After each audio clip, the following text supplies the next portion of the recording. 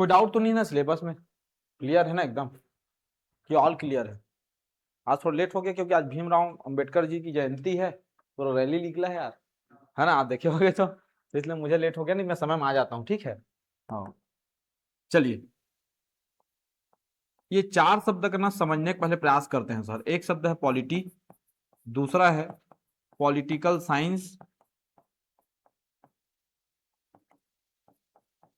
तीसरा है politics,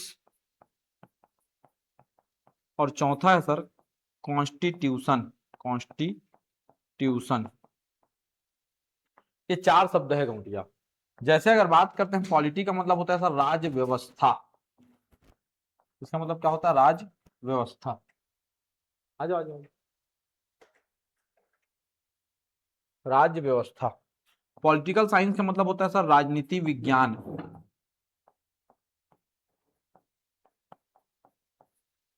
politics का मतलब होता है राजनीति। कॉन्स्टिट्यूशन का मतलब होता है सर संविधान। ये थोड़ा ध्यान रखना आप। ये चार शब्द का मतलब पहले समझने का प्रयास करते हैं। चार शब्दों को कहीं ना कहीं आपने सुना होगा, कहीं ना कहीं पढ़ा होगा, या कहीं ना कहीं देखा होगा सर, चाहे पेपर में हो, न्यूज़पेपर में हो, या आप न्यूज चैनल में इसको सुनते पढ़ते देखते हैं सर। तो ये चारों शब्दों का मतलब समझने का प्रयास करते हैं। अभी 3 4 5 दिन संविधान के थोड़ा कठिन कठिन टर्म्स का मतलब ही समझेंगे, ठीक? पढ़ना स्टार्ट नहीं करेंगे, टर्म्स का मतलब समझते जाएंगे धीरे धीरे। ध्यान रखना, ये जब तीन शब्द को देखते हो आप लोग, ये तीन शब्द को, तो उसमें से तीन शब्द में से एक छोटा सा शब्द कॉमन दिखता है सर आपको। छोटा सा शब्द क्या दिख रहा है? कॉमन दिख रहा है। यहां देख रहे हो, यहां देखिए और यहां देखिए, तो ये तीनों में से एक छोटा सा शब्द कॉमन दिख रहा है सर। वो कौन सा शब्द है आपका? पॉली शब्द कॉमन दिख रहा है। तीनों शब्दों में कौन शब्द कॉमन दिख रहा है? पॉली शब्द। और पॉली शब्द बना किससे है गौटिया? तो पॉली शब्द बना है पॉलिश शब्द से। ये थोड़ा सा आपको ध्यान रखना, किससे बना है? पॉलिश शब्द से। और पॉलिश शब्द आया कहां से है सर? तो पॉलिश शब्द आया है सर यूनान से। कहां से आया है? यूनान से। और पॉलिश शब्द का मतलब क्या होता है सर? तो पॉलिश शब्द का मतलब होता है शहर राज्य या नगर राज्य के नाम से इसको जाना जाता है। शहर राज्य एवं नगर राज्य के नाम से इसको क्या करते हैं? जानते हैं। या एक शब्द में कहूं सर तो इसको आप राज्य के नाम से जानते हैं। एक शब्द में इसको क्या कहा जाता है? राज्य कहा जाता है। सिटी स्टेट या स्टेट के नाम से जानते हैं। चार शब्द है सर। चार शब्द में से तीन शब्द को उठाए हमने, और तीन शब्द को उठाने के बाद अगर देखते हैं तो एक छोटा सा शब्द कॉमन दिखता है सर। वो छोटा सा शब्द कौन शब्द है? पॉली शब्द है। पॉली शब्द बना किससे है? पॉलिश शब्द से बना है। पॉलिश शब्द का मतलब क्या होता है गौटिया? तो इसका मतलब होता है शहर राज्य या नगर राज्य, या एक शब्द में कहूं गौटिया तो इसका मतलब क्या होता है? राज्य होता है। क्या होता है? राज्य होता है। तो ये थोड़ा समझना है।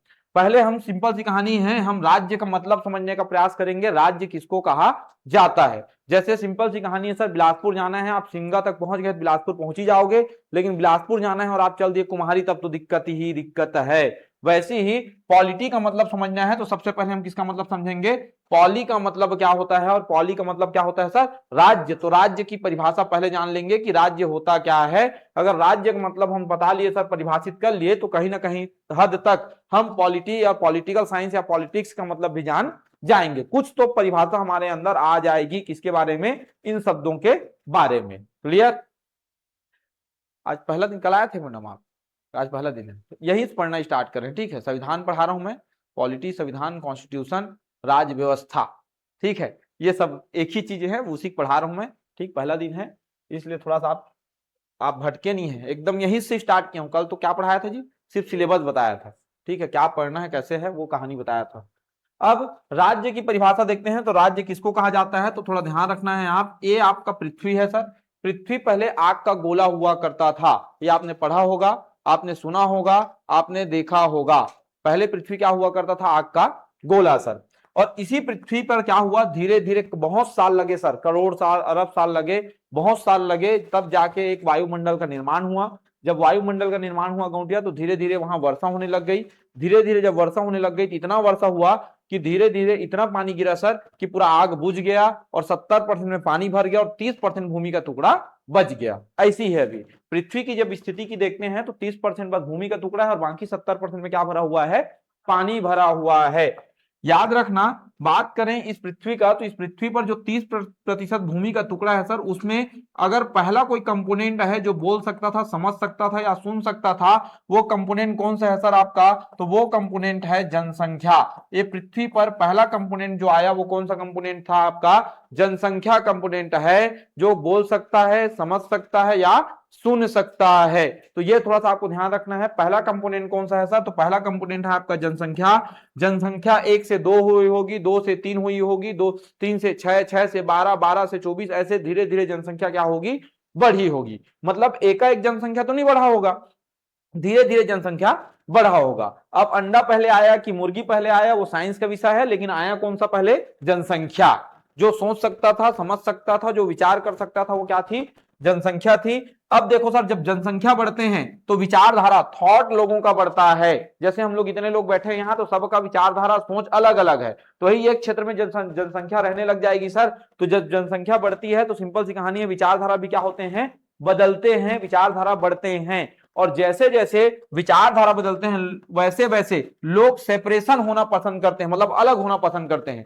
आपका विचारधारा अगर अलग है सर, तो सिंपल सी बात है, अगर दूसरा विचारधारा के लोग रहेंगे तो उसके साथ आप घूमना पसंद नहीं करते हो। तो वैसे ही जनसंख्या जब बढ़ी, विचारधारा जब बदले होंगे सर, बदले होंगे विचारधारा, तो वैसे ही भूभाग का बंटवारा हो गया होगा विश्व में। ऐसी हुआ होगा, पृथ्वी में भूभाग का बंटवारा हुआ। दूसरा कंपोनेंट क्या हुआ जिसमें भूभाग का क्या कर दिया गया?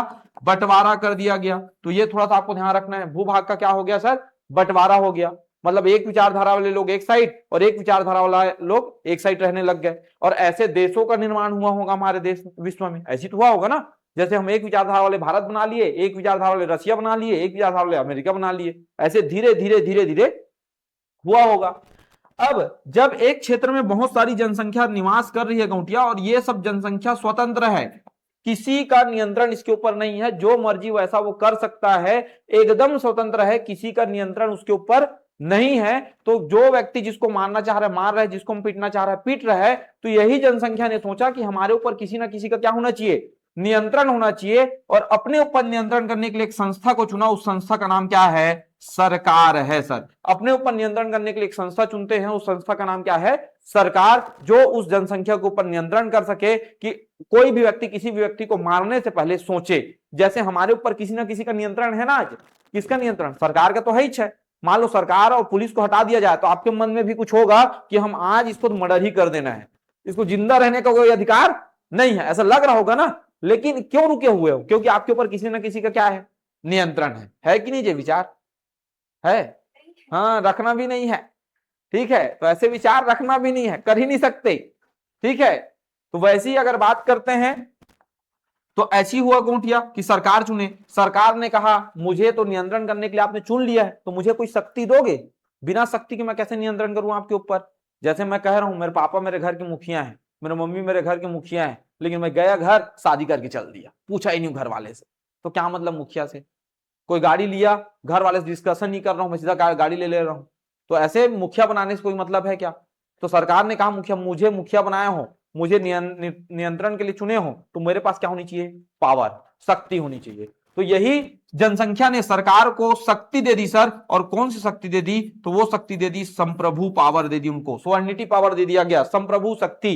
संप्रभु शक्ति क्या होता है सर? तो ऐसी शक्ति जिसमें अपने घर के अंदर और घर के बाहर के निर्णय लेने में वो स्वतंत्र है। मतलब देश के अंदर के बारे में और देश के बाहर कोई निर्णय लेना है तो किसी का हस्तक्षेप स्वीकार नहीं करता है। तो ऐसी शक्ति हमने किसको दे दी? सरकार को। जैसे सिंपल सी कहानी है, आपके घर के बगल में एक जमीन बिक रहा है और आपके पास पैसा हो, लेना चाहते हो, पड़ोसी से पूछोगे क्या लूं कि नहीं लूं? यही संप्रभु है, आपने चुपचाप ले लिया। घर के अंदर 2 रूम, एक किचन एक हॉल है, उसको 3 रूम बनाना है, पड़ोसी से पूछ के बनवाओगे क्या? यही क्या है? संप्रभु है। वैसी देश की सरकारें हैं, देश के अंदर कुछ करना है तो अपने मर्जी से कर लेता है, देश के बाहर कुछ करना है, पाकिस्तान के ऊपर मिसाइल फेंकना है, किसी पूछेगा क्या? चीन से फेंकूंगी नहीं भाई, बताया, सीधा फेंकेंगे, जान जाएगा दुनिया। तो वो भी क्या है? संप्रभु। तो ऐसे देश या ऐसे लोग को क्या कहा जाता है? संप्रभु देश या संप्रभु लोग कहते हैं। समझ में आ रहा है बात? क्लियर है मामला? कहीं भी लगेगा तो बताना मुझे, बताने चाहे हूं गौटिया, है ना। एक बार नहीं 4 में बार बार बताऊंगा, लेकिन क्योंकि नया सब्जेक्ट है, टेंशन मत लेना गा, ठीक है, डरना नहीं है, ठीक है। आप तो इंजीनियर हो जी, डरने से क्या मिलेगा, है कि नहीं? क्या होगा? हाँ, बस यही पढ़ाया हूँ मैडम, यहाँ से राज्य का मतलब समझाने के लिए इधर गया हूँ, ठीक है। कल तो थोड़ा जल्दी आना, क्योंकि मैं लेट हो गया, नहीं तो अभी तक निकल जा रहे थे बहुत दूर तक। मैं भी आज लेट था, है ना, ठीक है। आज रैली चल रहा है इसलिए फिर, है ना। हाँ, कल से नहीं होगा। कल से थोड़ा जल्दी आना, ठीक है। आओ चलिए, तो ये चार तत्व हैं सर। पहला तत्व कौन सा है? जनसंख्या है। दूसरा तत्व कौन सा है? भूभाग है। तीसरा तत्व क्या है? सरकार है। चौथा तत्व कौन सा है? संप्रभु है। ये चार तत्व हैं गौटिया। याद रखना, ये चारों तत्व जिस जगह भी पाए जाएंगे सर, वो सब जगह किस नाम से जाना जाता है? राज्य के नाम से जानते हैं। याद रखना, राज्य के कितने तत्व होते हैं? तो राज्य के चार तत्व होते हैं सर। कितने तत्व होते हैं? चार तत्व होते हैं। और ये चार तत्व जिस जगह पर पाया जाएगा, वो सब जगह किस नाम से जाना जाएगा? राज्य के नाम से जाना जाएगा। वो जगह छोटा हो बड़ा हो उससे मतलब नहीं है, वो चार तत्वों का उपस्थित होना आवश्यक है। जैसे अभी अपने माइंड से ये निकाल दो कि भैया भारत, छत्तीसगढ़ राज्य, मध्य प्रदेश राज्य, उत्तर प्रदेश राज्य ही है क्या? तो याद रखना, राज्य वो भी होते हैं, देश भी एक प्रकार का राज्य है, क्योंकि देश के अंदर अपना एक भूभाग है, उसकी एक जनसंख्या है, उसकी एक सरकार है, और सरकार क्या है? संप्रभु है। तो देश भी अपने आप में क्या है? राज्य है। तो याद रखना, ऐसा कोई क्षेत्र जहां ये चार तत्व विद्यमान हो, वो सब क्षेत्र किस नाम से जाने जाते हैं? राज्य के नाम से जाने जाते हैं। जैसे मान लो इस रूम के अंदर, एक क्लास रूम के अंदर भी ये चार तत्व हो गया, तो ये रूम भी क्या कहलाएगा? राज्य कहलाएगा। राज्य होने के लिए जगह छोटा बड़ा होने से कोई मतलब नहीं है, चार तत्वों का उपस्थित होना ही जरूरी है। समझ में आया? आपका घर भी क्या बन सकता है? राज्य। वहां क्या होनी चाहिए? चार तत्व होनी चाहिए। और वो भी क्या बनाया जाएगा? राज्य। वो भी राज्य अपने आप में, वहां भी अपनी एक जनसंख्या है, अपना एक भूभाग है, अपनी एक सरकार है, और सरकार क्या है? संप्रभु है। तो वो भी अपने आप में क्या है? राज्य है। तो याद रखना, राज्य के कितने तत्व होते हैं? चार तत्व। पचर्रा पड़ गया क्वेश्चन कि राज्य के कितने तत्व होते हैं? कितने होते हैं? चार तत्व। रात को, आधा रात को अगर फोन करके आपसे पूछूं राज्य कितने तत्व होते हैं, फट फट निकलना चाहिए। कितने तत्व होते हैं? चार। कौन कौन से? ठीक, तो ये थोड़ा सा ध्यान रखना। राज्य किसको कहते हैं सर? तो राज्य जो एक क्षेत्र है जिसमें कितने तत्व पाए गए? चार तत्व। इसी क्षेत्र को हम क्या कह रहे हैं? राज्य कह रहे हैं। ये चार तत्व जिस क्षेत्र में पाए जा रहे हैं, उसी क्षेत्र को हम क्या कह रहे हैं सर? राज्य कह रहे हैं। क्या कह रहे हैं? राज्य।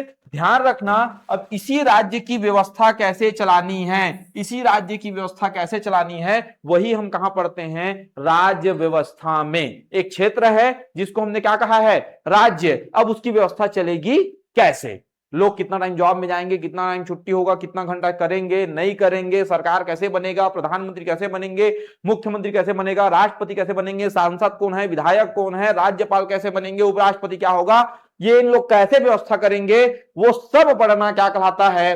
राज्य व्यवस्था। मतलब ये इसकी व्यवस्था चलेगी कैसे, तो उसका जब अध्ययन करते हैं तो क्या कहलाता है आपका? राज्य व्यवस्था, जिसको इंग्लिश में आप किस नाम से जानते हैं? पॉलिटी के नाम से जानते हैं। किस नाम से? पॉलिटी के नाम से। समझ में आया बात? अब विश्व में सर कि हर क्षेत्र को हम राज्य कह सकते हैं जहां कितने तत्व हैं? चार तत्व। तो व्यवस्था तो बहुत प्रकार की होगी सर। जैसे अगर बात करें तो व्यवस्था के कई प्रकार हैं आपके सामने। जैसे आप देख सकते हैं सर, धर्मतंत्र वाली व्यवस्था है। जब देखेंगे तो धर्मतंत्र वाली व्यवस्था है।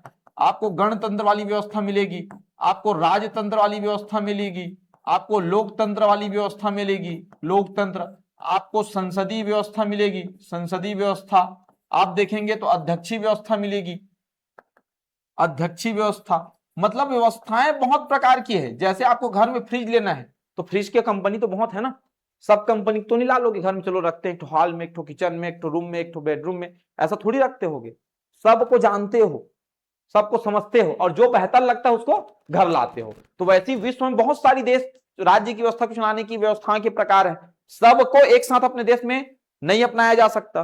तो ध्यान रखना, तो एक आखी अपनाएंगे, लेकिन ये सब व्यवस्था के प्रकार तो है ना, और इन व्यवस्थाओं के प्रकार के कुछ लाभ होंगे, कुछ हानि होगा, होगा ना, कुछ महत्व होगा, कुछ इसकी विशेषताएं होगी। कौन से क्षेत्र के लिए कौन सा अच्छा रहेगा, बड़ा क्षेत्र रहेगा तो उसके लिए कौन सा अच्छा होगा, ये सब का कुछ ना कुछ गुण होगा ना। और इसी सब गुण का जब अध्ययन करते हैं तो वो क्या कहलाता है? राजनीति विज्ञान। ये केवल अध्ययन मात्र का विषय है। जब हम क्या करते हैं सर, हम क्या करते हैं, जब व्यवस्थाएं बहुत प्रकार की हैं, उन व्यवस्थाओं का केवल जब अध्ययन किया जाता है तो किस नाम से जाना जाता है? राजनीति विज्ञान के नाम से जाना जाता है। समझ में आया? ठीक, एकदम क्लियर कर मामला है। राज्य के होने के कितने तत्व चाहिए? कितने, कौन कौन से? अब ये जहां चार तत्व पाए जाएंगे वो क्या कहलाएगा? क्या कहलाएगा? राज्य कहलाएगा। अब इस क्षेत्र को हमने राज्य कहा है, अब उस क्षेत्र की व्यवस्था कैसे की जानी है कहां पढ़ेंगे? राज्य व्यवस्था में। व्यवस्थाएं बहुत प्रकार का है, उन व्यवस्थाओं का केवल अध्ययन करना क्या कहलाता है? राजनीति विज्ञान कहलाता है। जब कोई व्यक्ति राजनीति विज्ञान का अध्ययन कर लेता है सर, और आपके ऊपर शासन करने की प्रक्रिया में रहता है, आपके ऊपर शासन करने की प्रक्रिया में है, तो उस प्रक्रिया को क्या कहते हैं? राजनीति। मतलब जब लोगों के ऊपर राजनीति विज्ञान का क्या हो जाता है? विस्तार हो जाता है। गांव में रहते होगे, यंग लड़का देखते हैं, देखो कुर्ता पैजामा पहन के घूम रहे हैं, तो क्या बोलते हो? राजनीति कर रहे हैं। मतलब क्या है इसका? मतलब ये है कि वो आपके पूरे व्यवस्था को समझ चुका है और आपके ऊपर क्या करना चाहता है? शासन करना चाहता है, आपका सेवक बनना चाहता है, और उस प्रणाली में जाना ही क्या कहलाता है? राजनीति कहलाता है। क्या कहलाता है? राजनीति। समझ में आया बात? एकदम क्लियर कट मामला है। देखोगा, एक क्षेत्र है जिसको आपने क्या कहा? राज्य कहा। अब राज्य एक सिंपल कहानी किसको कहो? जहां चार तत्व पाए गए। अब उस क्षेत्र की व्यवस्था आपको चलानी है, कहां पढ़ेंगे? राज्य व्यवस्था में। व्यवस्थाएं बहुत प्रकार की हैं, उन व्यवस्थाओं का केवल क्या करना? अध्ययन करना। क्या कहलाएगा? राजनीति विज्ञान। राजनीति विज्ञान का विस्तार जब लोगों के ऊपर हो जाता है तो वो प्रक्रिया क्या कहलाती है? राजनीति कहलाती है। क्लियर तीनों शब्द? ठीक। ये पेपर में कहीं नहीं आएगा, ये तो आएगा मेंस जब दोगे तब। लेकिन कभी कभी कहीं बैठोगे चौक चौराहा में, क्या कर रहे हो जी? पीएससी की तैयारी, तो ये मतलब समझाओ, तो ज्ञान देने काम आएगा ना। कहीं कहीं समाज को बताना भी पड़ता है कि हम तैयारी कर रहे हैं, और बताना बस नहीं पड़ता, साबित करना पड़ता है कि हम कर रहे हैं।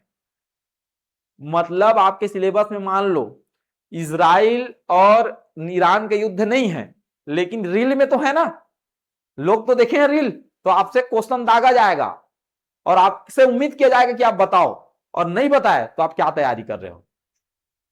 होता है ना? ये होगा अगर नहीं हुआ है तो।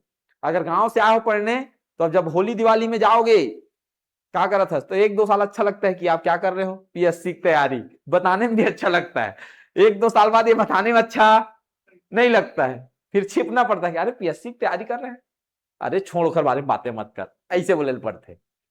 समझ गया बात जी? तो ऐसा होता है, हम उदाहरण है उसके। ठीक है, समाज आपसे बहुत ज्यादा उम्मीद करता है। समझ गया ना? तो ये सब थोड़ा बहुत ज्ञान आपको भी कभी समय समय में देना पड़ेगा। ठीक है जी। चलिए, अगली कहानी ये है गाउटिया, ये व्यवस्था शब्द को पकड़ो।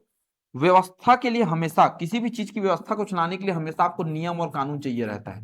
बिना नियम और कानून के आप किसी भी चीज की व्यवस्था नहीं चला सकते हो। बिना नियम और कानून को किसी भी चीज की व्यवस्था नहीं चला सकते हो। जैसे अगर बात करें तो हमारी देश की व्यवस्था हो चाहे राज्य की व्यवस्था हो, वहां तक को छोड़ो, आपके घर की व्यवस्था के लिए भी नियम और कानून बना हुआ है। भले वो लिखा नहीं है लेकिन है। सुबह 7 बजे सबको उठना है, 8:30 बजे तक चाय मिल जाएगा। नहीं उठ पाए 8:30 बजे तक, चाय सुबह का भूल जाओ।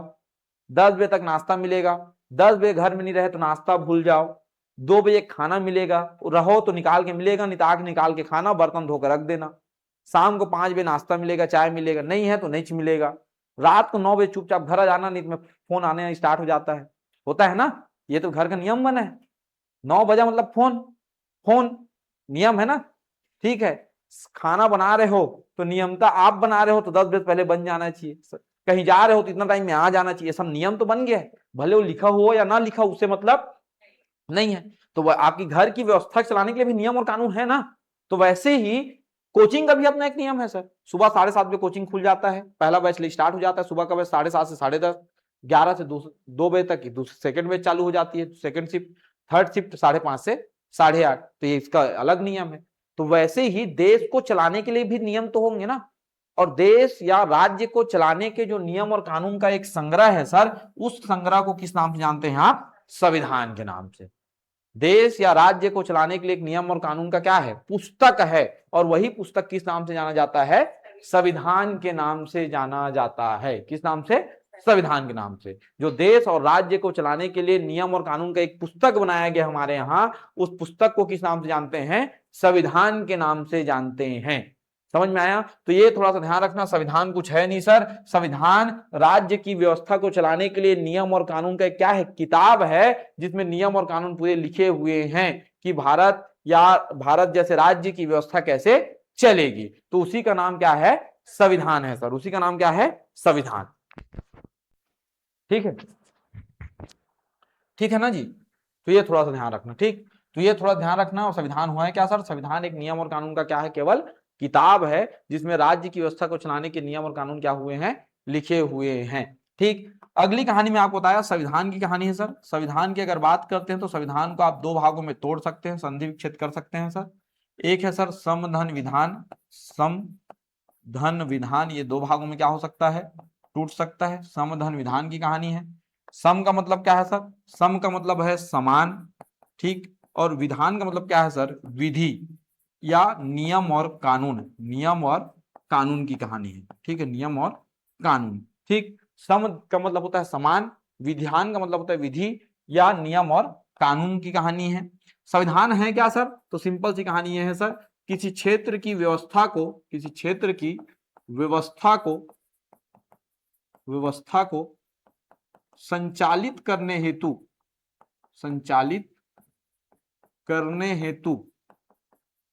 समान नियम और कानून का एक संग्रह है। समान नियम और कानून का क्या है? संग्रह है, जिसको आप किस नाम से जानते हैं सर?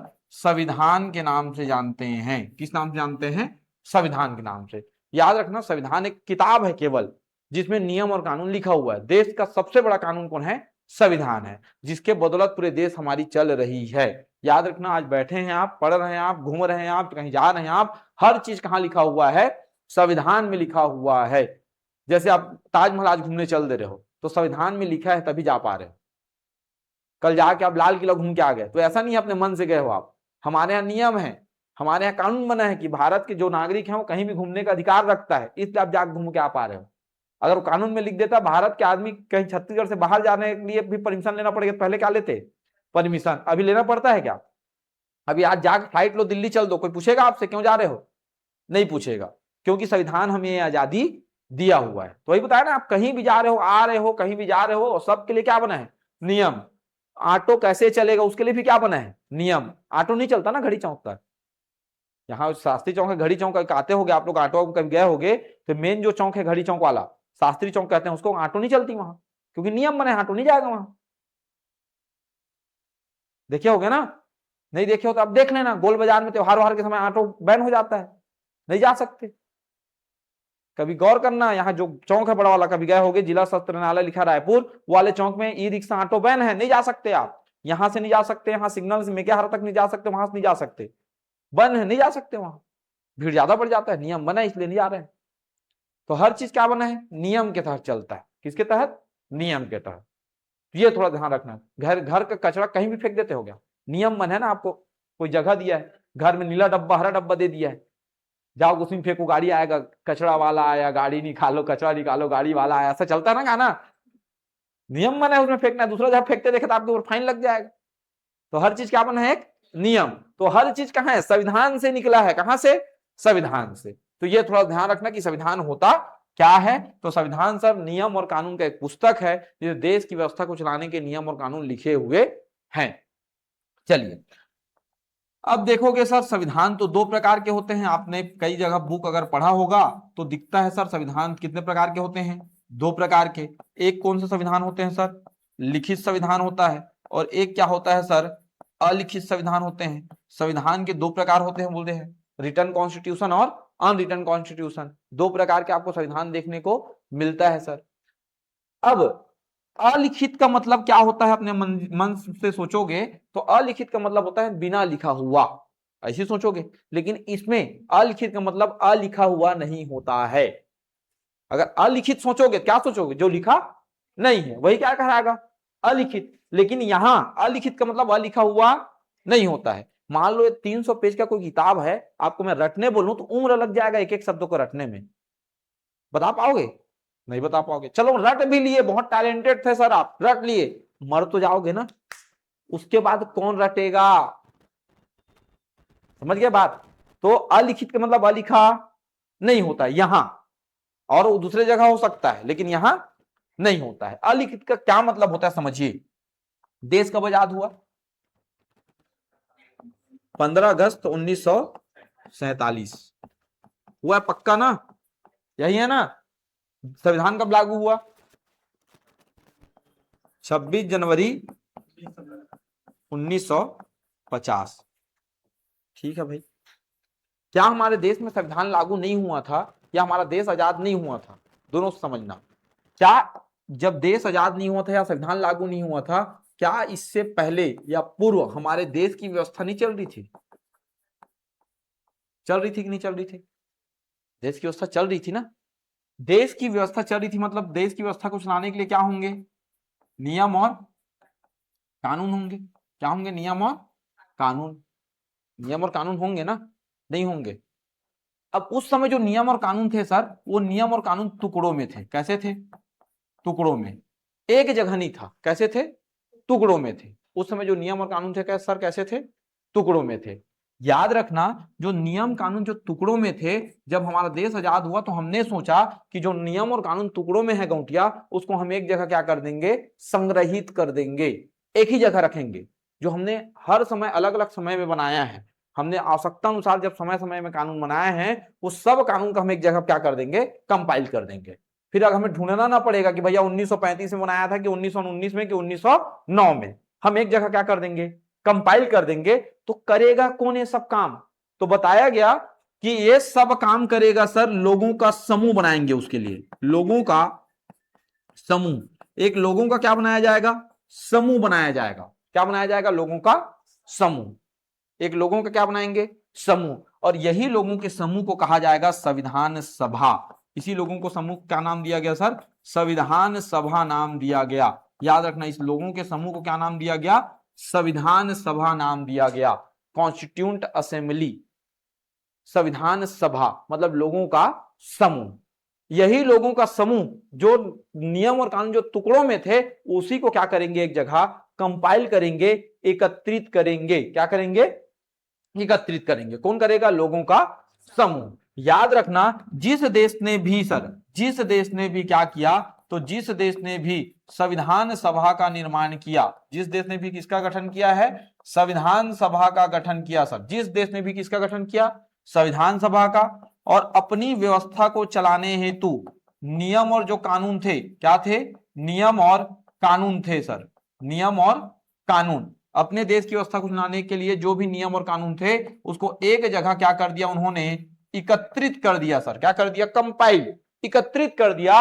वो सब देश के संविधान किस नाम से जाने जाते हैं? लिखित संविधान के नाम से जाने जाते हैं। किस नाम से जानते हैं? लिखित संविधान कहते हैं जिस देश ने ऐसा भी किया है, जिस देश ने कॉन्स्टिट्यूशन असेंबली बनाया और उसके संविधान सभा ने क्या किया सर? नियम और कानून को एक जगह क्या कर दिया हो? एकत्रित कर दिया हो। वो सब देश के संविधान किस नाम से जाने जाते हैं? लिखित संविधान के नाम से जाने जाते हैं। ये थोड़ा सा आपको ध्यान रखना है। तो ऐसे अगर बात करें सर, तो ऐसे कौन कौन से देश हैं? तो एक तो हो गया आपका भारत का संविधान है, एक आपका अमेरिका का संविधान है, एक आपका पाकिस्तान आप देखते हैं सर, उसका भी संविधान ऐसी लिखित है। नेपाल का संविधान है, उसका भी संविधान क्या है? लिखित संविधान है। तो ये थोड़ा ध्यान रखना, लिखित संविधान होने के लिए क्या होता है? तो लिखित संविधान होने के लिए सिंपल सी कहानी है, संविधान सभा होनी चाहिए। वही संविधान सभा क्या करेगा सर? नियम और कानून को एक जगह कंपाइल करेगा। तो सब देश के संविधान किस नाम से जाने जाते हैं? लिखित संविधान के नाम से जाने जाते हैं। क्लियर? किसको? चलिए अब यहां बताता हूं। देखो मैं क्या बोला, देश जब हमारा आजाद नहीं हुआ था और देश में संविधान लागू नहीं हुए थे, तो भी हमारी देश की व्यवस्था चल रही थी। जब देश की व्यवस्था चल रही थी गौटिया, तो उस समय भी हमारे पास नियम और कानून थे। नियम और कानून थे, लेकिन नियम और कानून एक ही पुस्तक में नहीं था, वो अलग अलग समय पर अलग अलग जैसे नियम और कानून बने हुए थे। जैसे कहें तो कैसे थे? टुकड़ों में थे। जब देश आजाद हुआ तो हमने सोचा जो अलग अलग नियम और कानून थे सर, उसको एक जगह हम कंपाइल करेंगे। हमें बहुत बाद में दिक्कत होगा, हम एक जगह क्या कर लेते हैं? कंपाइल कर लेते हैं। तो इसको करेगा कौन? जो नियम और कानून जो टुकड़ों में है, उसको कंपाइल करेगा कौन? तो बताया गया कि हम एक लोगों का समूह बनाएंगे। कितने लोग होंगे, क्या होंगे, बताऊंगा मैं। एक लोगों का क्या बनाएंगे? समूह। और इसी लोगों के समूह को क्या कहा जाएगा? संविधान सभा, कॉन्स्टिट्यूंट असेंबली कहा जाएगा। और यही संविधान सभा जो नियम और कानून टुकड़ों में थे गौटिया, वो नियम और कानून को एक जगह क्या करेंगे बोलते हैं? एकत्रित करेंगे, कंपाइल करेंगे। तो जिस देश ने भी ऐसा किया हो सर, जिस देश ने भी संविधान सभा का क्या किया हो? गठन, वो संविधान सभा ने अपनी व्यवस्था को चलाने के लिए नियम और कानून को अपने देश का एकत्रित कर दिया हो, तो सब देश के संविधान क्या कहलाते हैं? लिखित संविधान कहलाते हैं, जिसके उदाहरण कुछ ऐसे हैं। क्लियर? चलिए अगली कहानी है सर अलिखित के बारे में।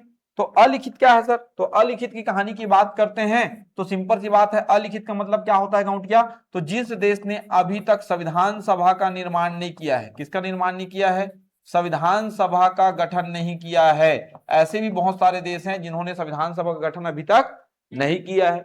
आज भी उसके व्यवस्था को चलाने के लिए जो नियम और कानून हैं, आज व्यवस्था को चलाने के लिए क्या है? उसके नियम और कानून हैं सर। वो नियम और कानून कैसे हैं? टुकड़ों में है। कैसे हैं?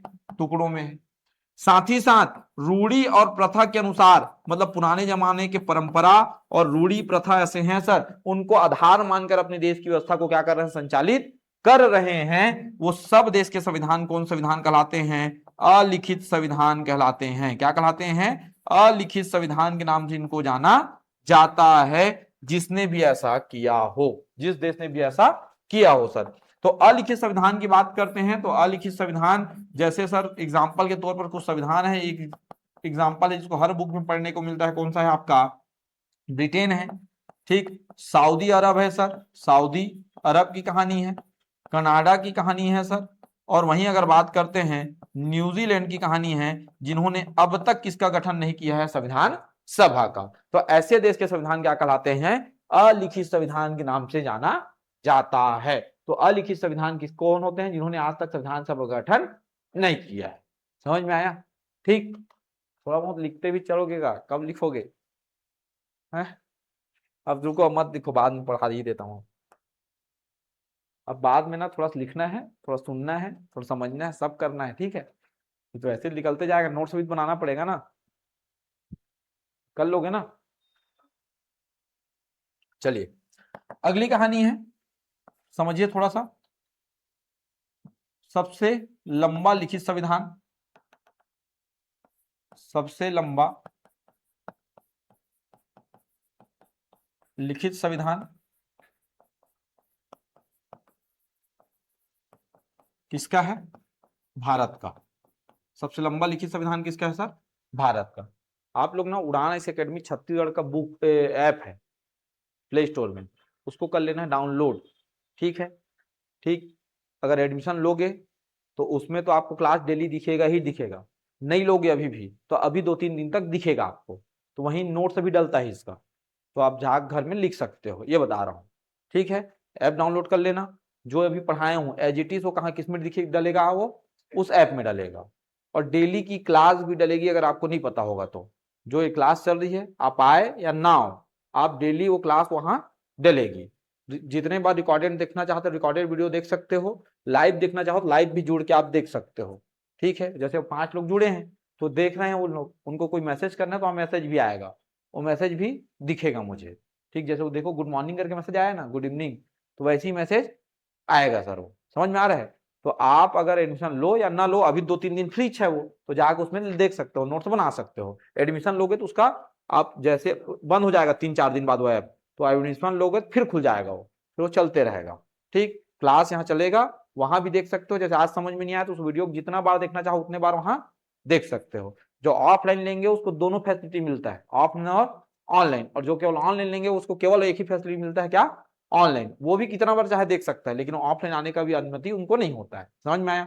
जैसे आज भीड़ हो गए, नहीं आते हैं, ऑटो में बैठे बैठे देख सकते हो, वहां आके फिर ऑफलाइन ले सकते हो। घर नहीं आना है, गांव चल दिए तो गांव में देख सकते हो। और वो वीडियो नहीं देख पाए तुरंत में तो बाद में देख सकते हो। तो ये ऑप्शन रहता है, ठीक है?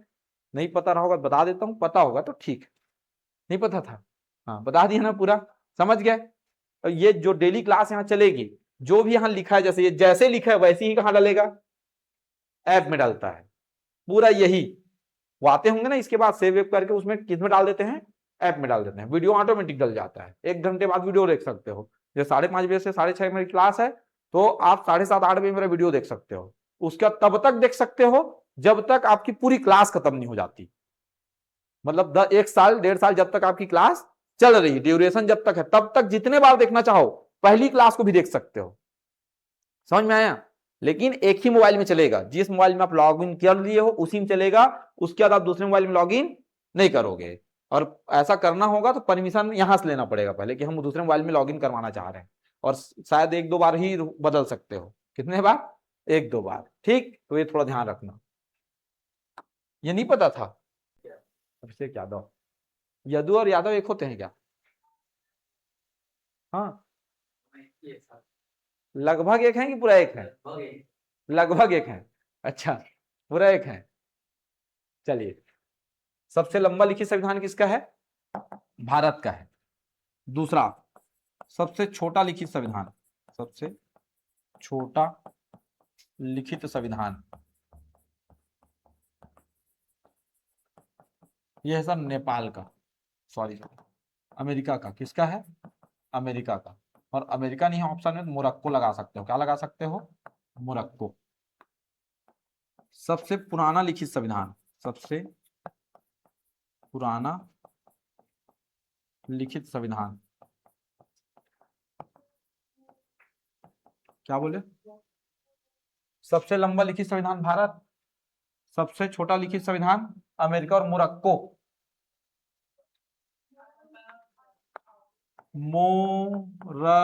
धक्का मिले को, मोरक्को। ठीक है, हाँ हाँ, ठीक ठीक, कोई दिक्कत नहीं, क्षमा प्रार्थी हैं। ठीक है, मोरक्को। सबसे पुराना लिखित संविधान किसका है सर? अमेरिका का है। विश्व में लिखित संविधान बनाने वाला पहला देश कौन है आपका? अमेरिका है। चौथा, सबसे नया लिखित संविधान, सबसे नया लिखित संविधान,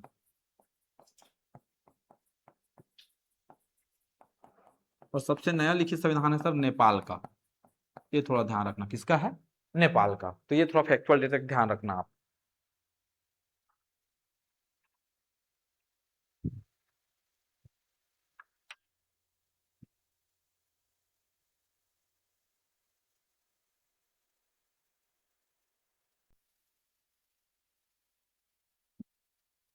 हो जाएगा तो बताना ना।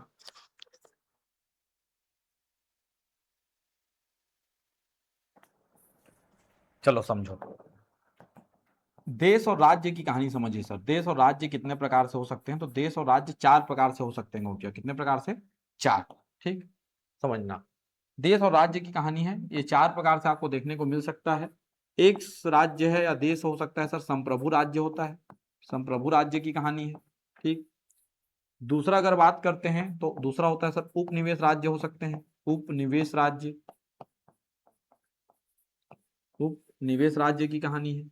तीसरा अगर बात करते हैं तो औपनिवेशिक राज्य हो सकता है, औपनिवेशिक राज्य हो सकता है। ठीक। और अगला हो सकता है सर संरक्षित राज्य। कौन से राज्य हो सकते हैं? संरक्षित राज्य। तो ये थोड़ा सा आपको ध्यान रखना है, कितने प्रकार से राज्य हो सकते हैं? ये 4 प्रकार से राज्य हो सकते हैं। कितने प्रकार से? 4 प्रकार से। एक होता है संप्रभु राज्य हो सकता है, उपनिवेश, sovereignty state, colony state, dominion state और प्रोटेक्टेड स्टेट। तो ये 4 प्रकार के राज्य हो सकते हैं। कितने प्रकार से? 4 प्रकार के राज्य हो सकते हैं, संप्रभु राज्य, उपनिवेश राज्य और औपनिवेशिक राज्य और संरक्षित राज्य। एकदम ध्यान से समझना। संप्रभु राज्य क्या होता है सर? ऐसा राज्य, ऐसा राज्य जिसको अपने आंतरिक और बाह्य मामले में, आंतरिक और कौन से मामले? बाह्य मामले में निर्णय लेने में स्वतंत्र होते हैं। क्या होते हैं सर? निर्णय लेने में क्या होते हैं? ये स्वतंत्र होते हैं। निर्णय लेने में क्या होते हैं? स्वतंत्र। मतलब दूसरे देश का हस्तक्षेप स्वीकार नहीं करता है, अपना खुद ही निर्णय ले सकता है, वो किसी का हस्तक्षेप स्वीकार नहीं करता है। तो वैसे राज्य संप्रभु राज्य कहते हैं। जैसे एग्जाम्पल के तौर पर इसका एग्जाम्पल कौन है सर? भारत है। भारत एक कौन सा राज्य है? संप्रभु राज्य है, जो अपने देश के अंदर और देश के बाहर कोई भी निर्णय लेना होगा तो सिंपल सी बात है, वो क्या है? स्वतंत्र है।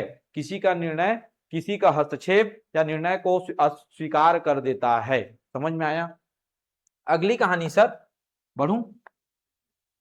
उपनिवेश राज्य क्या होते हैं? तो उपनिवेश राज्य क्या होते हैं? तो राज्य एक है और राज्य दो है। दो राज्य समझिए, राज्य एक और राज्य दो। देश समझो ना, राज्य मतलब क्या है? अपने आप में एक देश है। तो राज्य एक और राज्य दो। मान लो ये जो राज्य एक है सर, वो राज्य दो के अधीन है। राज्य दो के क्या है? अधीन। अधीन का मतलब क्या हो गया गौटिया? तो अधीन का मतलब हो गया गुलाम है। क्या है? गुलाम। तो जो गुलाम राज्य होते हैं ना, तो गुलाम राज्य कौन सा है? राज्य एक। अगर गुलाम किसका है? वो राज्य दो का।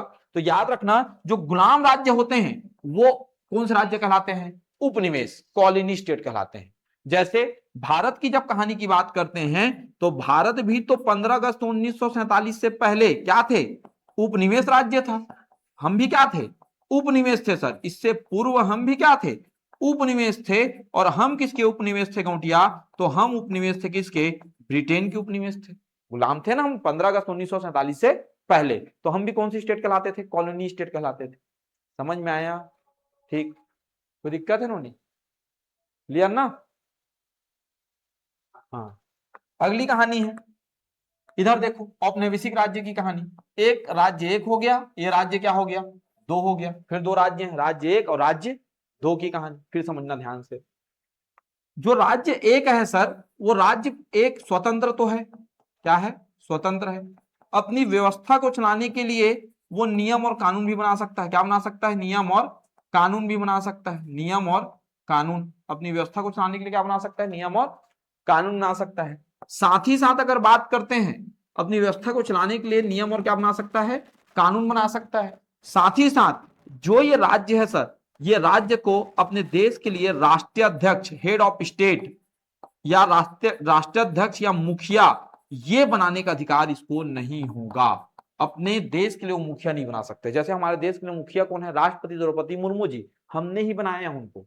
लेकिन ऐसा कोई देश होगा जिनको अपना मुखिया बनाने का अधिकार नहीं होगा, तो उसके देश का मुखिया होगा कौन? तो उसके देश का मुखिया कौन होगा? मान लो राज्य दो में राम नाम का व्यक्ति मुखिया है सर, वही राम किसका मुखिया कहलाएगा? राज्य एक का भी। तो ऐसा कोई देश एग्जिस्ट करता है तो वो कौन सा राज्य कहलाएगा? औपनिवेशिक देश या औपनिवेशिक राज्य कहलाएगा। समझ में आया मैं क्या बोलना चाह रहा हूं? ये हर चीज कर सकता है लेकिन इसको अपने मुखिया बनाने का अधिकार नहीं है। तो ऐसा कोई देश है, ऐसा कोई राज्य है जो ऐसा एग्जिस्ट करता है तो औपनिवेशिक राज्य, डोमिनियन स्टेट के नाम से जाना जाएगा। हमने 1928 में ब्रिटेन के सामने प्रस्ताव रखा था कि हमें भी कौन सा राज्य बना दिया जाए?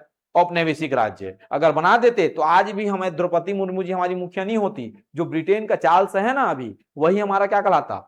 मुखिया कहलाता। जैसे हमारे देश की मुखिया कौन है सर? तो राष्ट्रपति द्रौपदी मुर्मू जी बोलते हैं ना, तो उस समय ऐसा नहीं बोलते थे। समझ में आया बात? चलिए अगली कहानी आए, संरक्षित राज्य की कहानी है।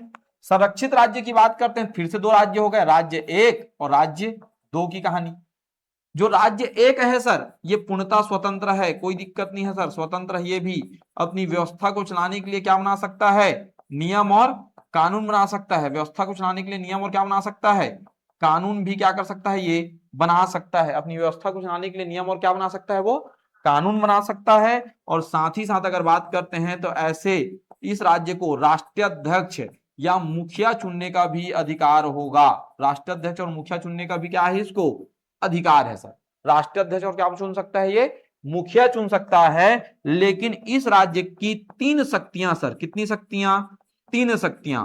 इस राज्य की तीन शक्तियां सर, ध्यान रखना, कितनी शक्तियां? तीन शक्तियां इस राज्य के पास नहीं होगी। ये तीन शक्तियां मतलब कौन कौन सी तीन शक्तियां हैं सर? तो ध्यान रखना, ये अगर तीन शक्तियां की अगर बात करते हैं तो कौन कौन सी तीन शक्ति? एक हो गया सर रक्षा, दूसरा हो गया संचार, और तीसरा हो गया सर कौन सा आपका? अगर बात करते हैं तो विदेशी मामले। ये तीन शक्तियां जो हैं सर, ये किसके कंट्रोल में नहीं होगी? तो किसके कंट्रोल में नहीं होगी?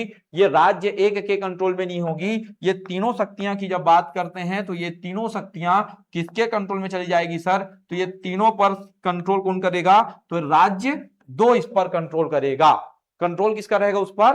राज्य दो पर। भले वो राज्य एक की है लेकिन नियंत्रण कौन कर रहा है? राज्य दो। तो ऐसा कोई राज्य है तो कौन सा राज्य कहलाता है? संरक्षित राज्य। तो विश्व में चार प्रकार के राज्य आपको देखने को मिल सकते हैं। एक संप्रभु राज्य देखने को मिल सकता है, दूसरा उपनिवेश, तीसरा औपनिवेशिक, चौथा संरक्षित। तो ये थोड़ा सा आपको ध्यान रखना है कौन कौन से राज्य आपको देखने को मिल सकता है। संप्रभु राज्य क्या होते हैं? जो पूर्णतः क्या होते हैं? स्वतंत्र होते हैं। उसमें किसी भी देश या राज्य की नियंत्रण नहीं होता है, जो चाहे वो ऐसा कर सकता है। वो कौन सा राज्य कहलाता है? संप्रभु राज्य कहलाता है। वो उसको कौन सा राज्य कहते हैं? संप्रभु राज्य कहते हैं सर। और साथ ही साथ अगर बात करते हैं तो उपनिवेश राज्य क्या होते हैं सर? तो ऐसा राज्य जो दूसरे राज्य के क्या हो? गुलाम हो। तो जो गुलाम राज्य होते हैं उसको कौन सा राज्य कहा जाता है? उपनिवेश राज्य। औपनिवेशिक राज्य क्या होता है सर? तो ऐसे राज्य होते हैं जो क्या राज्य, ऐसे राज्य होते हैं जिनको अपना राष्ट्रीय अध्यक्ष चुनने का अधिकार नहीं होता है। जो दूसरे राज्य का राष्ट्रीय अध्यक्ष होता है वही उस देश का राष्ट्रीय अध्यक्ष कहा जाता है या माना जाता है। संरक्षित राज्य वो होते हैं जिनके पास हर चीज है लेकिन उसकी 3 शक्तियां उसके नियंत्रण में नहीं होती हैं। ये 3 शक्तियां दूसरे राज्य या दूसरे देश के कंट्रोल में होगा, उसको कौन सा राज्य कहते हैं? संरक्षित राज्य कहते हैं। कौन सा राज्य कहते हैं? संरक्षित। और इसी के साथ आज का कार्यक्रम होता है समाप्त। मिलते हैं कल, तब तक के लिए धन्यवाद। ठीक, कोई डाउट है बताइए सर।